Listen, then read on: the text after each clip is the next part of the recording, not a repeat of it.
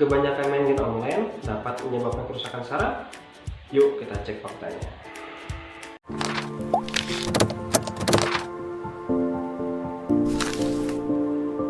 Oke, terima kasih teman-teman yang sudah mengklik video ini. Seperti biasa, hari ini aku akan memberikan beberapa info yang penting ya, mengungkap fakta kebenarannya.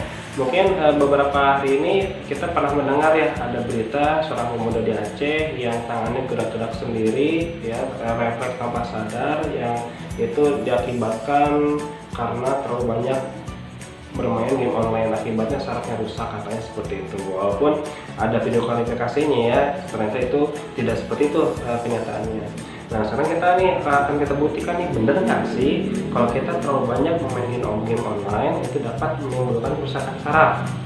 Nah, dikutip dari Klik Dokter bahwa terlalu banyak memainkan game online itu tidak akan menyebabkan kerusakan saraf, baik saraf pusat maupun saraf tepi. Namun apabila kita terbiasa terlalu lama memainkan game ini, kita akan beresiko terjadinya kecanduan. Nah, jadi kecanduan itu tidak hanya, kita tahu ya, kecanduan itu kan tidak hanya pada narkoba atau apa, ternyata game pun juga dapat menimbulkan kecanduan. Nah, dampaknya bagaimana? Nah, jadi ketika seorang anak atau remaja terlalu banyak memainkan game online ini, maka cenderung melakukan komunikasi satu arah, hanya fokus terhadap gawainya itu sendiri. Dia tidak tahu nih bagaimana lingkungan sekitar gitu ya, maka dampaknya ini lebih ke secara psikologis.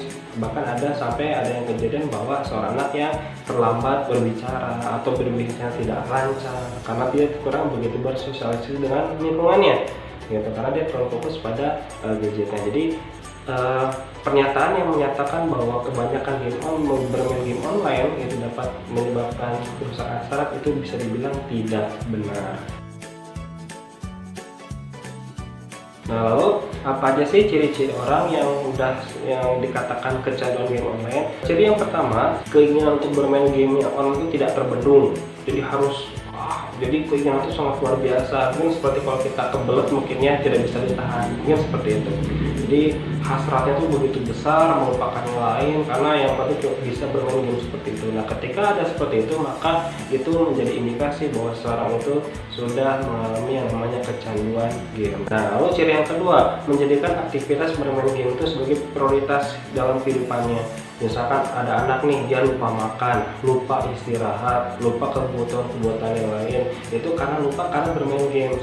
Kita tahu ada beberapa kasus ya, baik di lokal maupun di luar di sana, ketika ada seorang anak yang seharian penuh nih mengurung diri di kamar, bermain game online-nya atau bermain perangkat gamenya, baik maupun di PC atau di konsol-konsol lainnya. Nah, itu merupakan salah satu indikasi bahwa seseorang itu atau anak tersebut sudah mengalami namanya kecanduan game.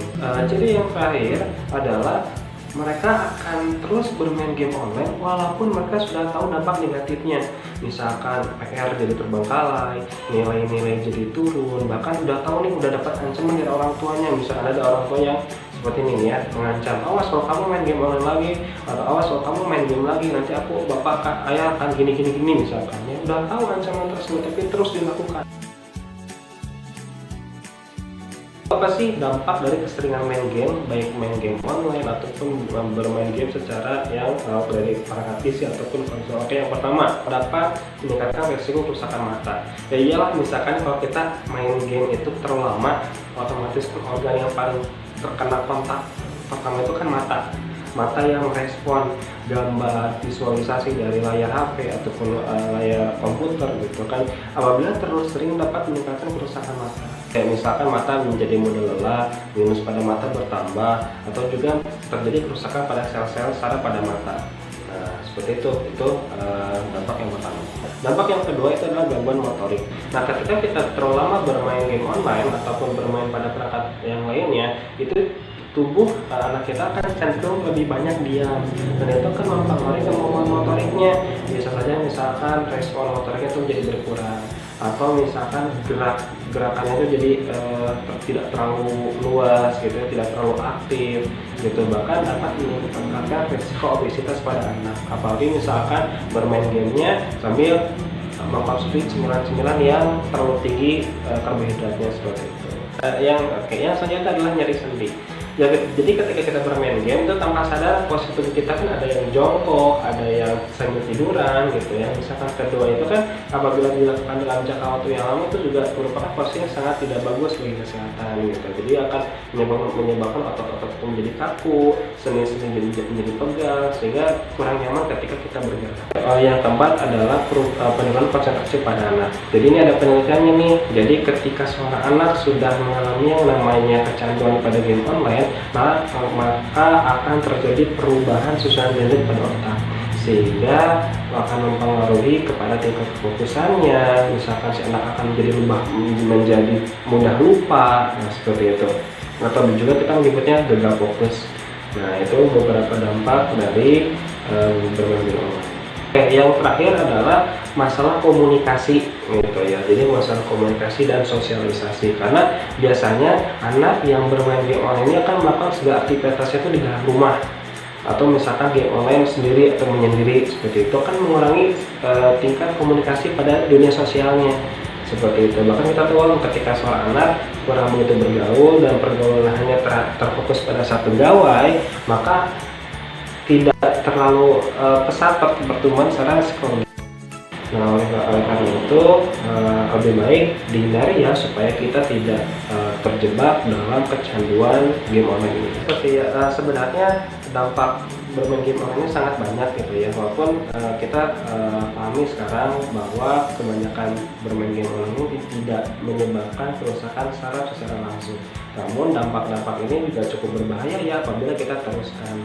Nah, semoga dengan informasi seperti ini kita dan keluarga kita bisa mencegah hal itu ya. Lalu ada pertanyaan, bagaimana cara mengobati atau menanggulangi seorang anak yang sudah terlanjur kecanduan game online? Oke, baik, mungkin ini akan aku jelaskan di video berikutnya ya, tapi tergantung. Kalau misalkan kalian butuh silahkan komen di bawah, tapi kalau misalkan enggak ya aku nggak akan bahas terlalu dalam gitu, yang cukup sampai sini.